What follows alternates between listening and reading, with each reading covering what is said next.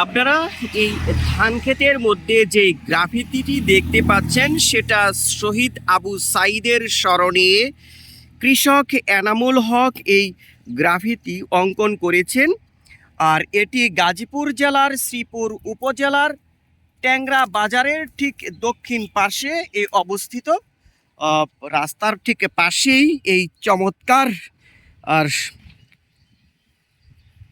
দেখেন, শহীদ আবু সাইদ স্মরণে তিনি এই ধান ক্ষেতের মাঝে এই গ্রাফিতি অর্জন এই গ্রাফিতি তিনি এঁকেছেন। এটা ধান ক্ষেতের যে ধানের কালার, ঠিক সেই কালার দিয়েই তিনি দু রকমের ধান গাছ দিয়েই তিনি এটা তৈরি করেছেন। প্রতি বছরই তিনি কোনো না কোনো চিত্র ফুটিয়ে তোলেন এই জায়গায়। কখনো তিনি বাংলাদেশের মানচিত্র, কখনো তিনি বাংলাদেশের জাতীয় পতাকা, কখনো তিনি মাকে ভালোবেসে মা, এই ধরনের চিত্র তিনি তুলে ধরেন।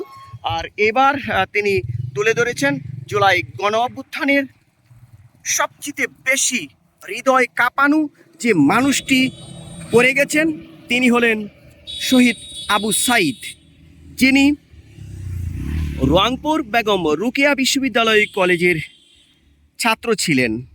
আর তাকে দেখে কাঁদেনি এমন কোনো মানুষ এই বাংলার জমিনে হয়নি। আর সেই দৃশ্যটি ধান ক্ষেতের মাঝে চমৎকারভাবে এঁকেছেন কৃষক এনামুল হক ভাই।